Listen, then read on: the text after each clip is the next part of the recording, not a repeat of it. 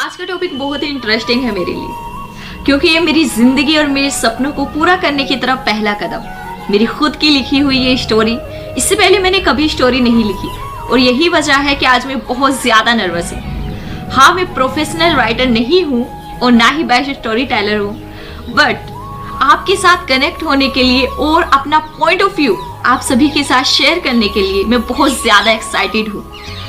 So I hope कि मैं जैसा भी परफॉर्म करूंगी वो आपको पसंद आएगा और आप कमेंट्स के जरिए मुझसे इंटरेक्ट कर पाएंगे। सो आज का टॉपिक शुरू होता है कहानी से। एक आदमी था जिसका नाम रामू था। वो हर रोज काम करता और हर दिन जो भी कमाता उसे बैंक में जमा कर देता था और अपने ऊपर वो ज्यादा खर्च करने से बचता था। वो चाहता था कि जितना हो सके वो काम करे और कम से कम खर्च करे ताकि ज्यादा पैसा बच सके। और ये जो शेड्यूल था उसका, वो एक दिन या एक महीने का नहीं था, बल्कि वह 19 सालों से ऐसा ही करता आ रहा था। वो ना अच्छा खाता था, ना अच्छा पहनता था और ना ही अच्छे तरीके से रहता था।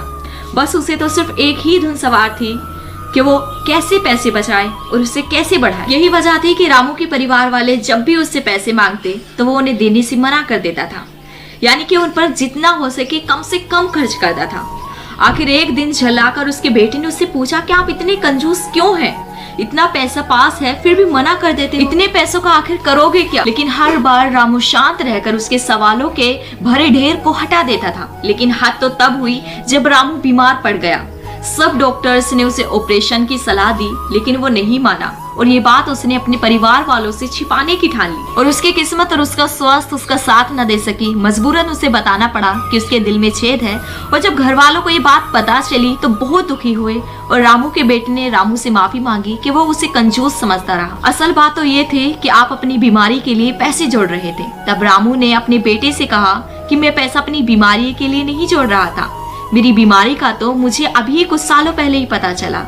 ये सुनकर बेटा बहुत ज्यादा शॉक्ड हुआ और पूछा कि आप पैसा किस लिए जोड़ रहे थे? तब रामू ने अपने साथ हुई एक पुरानी घटना के बारे में बताया। उसका जिक्र किया कि कैसे शादी वाले दिन सही तरीके से पूरा खाना ना होने की वजह से उसकी बहन की शादी टूट गई थी और मंडप से बारात वापस हो जाने की वजह से उसकी बहन की मेंटल कंडीशन खराब हो गई और इतने लोगों के ताने और उनकी बुरी बातों की वजह से उनके पिता ने सुसाइड कर लिया। और रामू को एक नोट मिला जिसमें लिखा हुआ था कि बेटा इतना पैसा कमाना कि कोई शादी के खाने को बुरा ना कह सके और तुम्हें लोगों के ताने और उनकी बुरी बातों को ना झेलना पड़े। उस वक्त मैं सिर्फ 15 साल का था। यही वजह थी कि मैं ज्यादा से ज्यादा पैसे कमाना चाहता था ताकि तुम्हारी बहन की शादी में कोई प्रॉब्लम ना हो।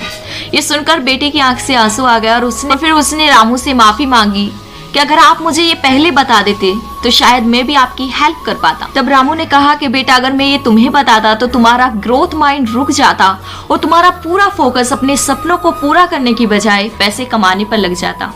इसलिए भी ये बात मैंने तुम सबसे छुपाई और अपनी पूरी जिंदगी मैंने पैसे कमाने में लगा दी।